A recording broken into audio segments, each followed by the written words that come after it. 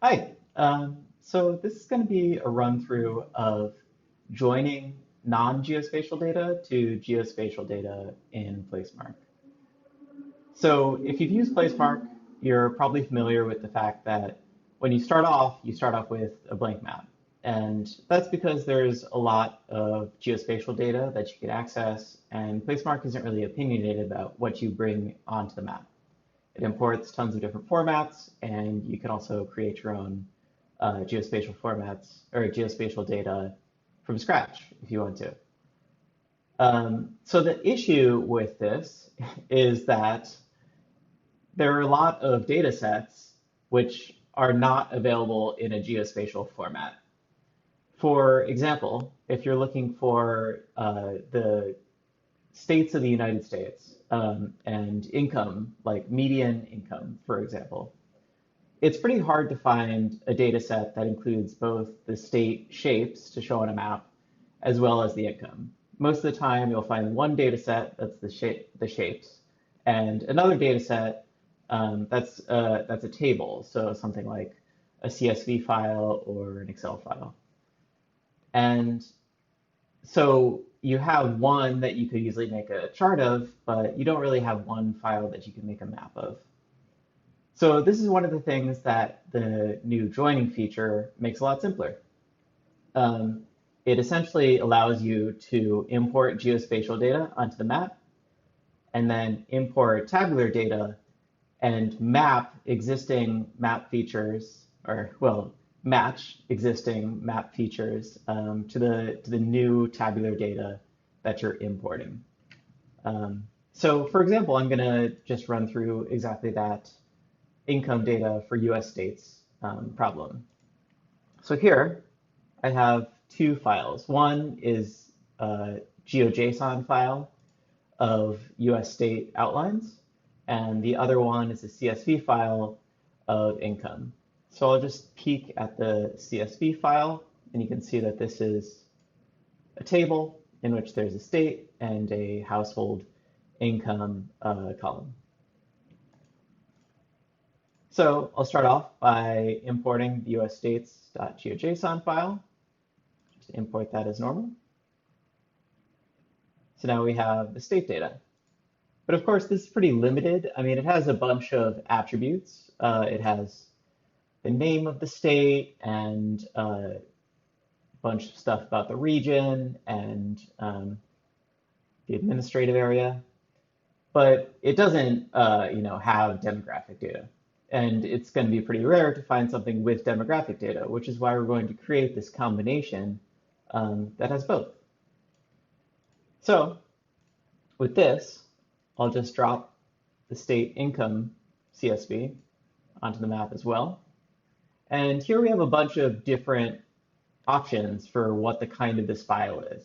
And the new one is join to geodata. So it has some kind of warning or description here because these two settings, the column in this file and column in map data settings, are really important. So the column in this file, these are the two columns that we saw in that table, state and household income. And the key will be the state. And then column in map data, this is a column from the map data that we just looked at. And the state name is name in this data. And all of the other settings look fine. So given that I'm going to map columns in this file called state to columns on the map called name, and then any rows that match, they'll get these the new attributes, specifically this household income data. Click import and imported, and you can see that there are no new features on the map. This was just a join from one to the other. But I'll click on a random state, let's say Texas, and look at its attributes. So now we see that Texas now has a household income property that wasn't there before. So this was added to the map kind of automatically by matching Texas in that table to Texas in the map data. And so with this, of course, we can just export the file if that's what we're wanting to do and hand that off to a web developer or a GIS person. But since we're here, might as well look at the data a little bit. So here I'm going through the symbolization menu, which lets you do really quick visualizations within Placemark itself.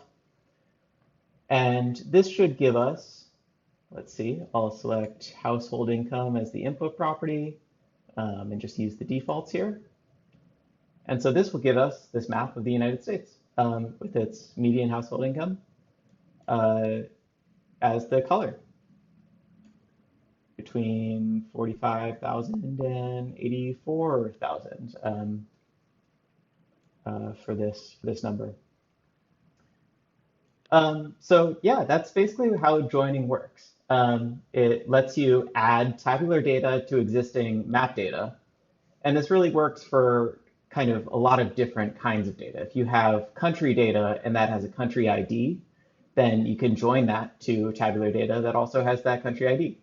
It's really a nice way of solving the problem of these very specific geospatial plus demographic or geospatial plus some extra columns. It's a really good way to solve that problem and to create these kind of hybrid data sets of geospatial features with additional tabular data. So yeah, I hope that helped. I'm pretty excited about this new feature. I think it really makes some common map tasks a lot easier. But as always, if you have any questions, contact us. There's a feedback button in the app.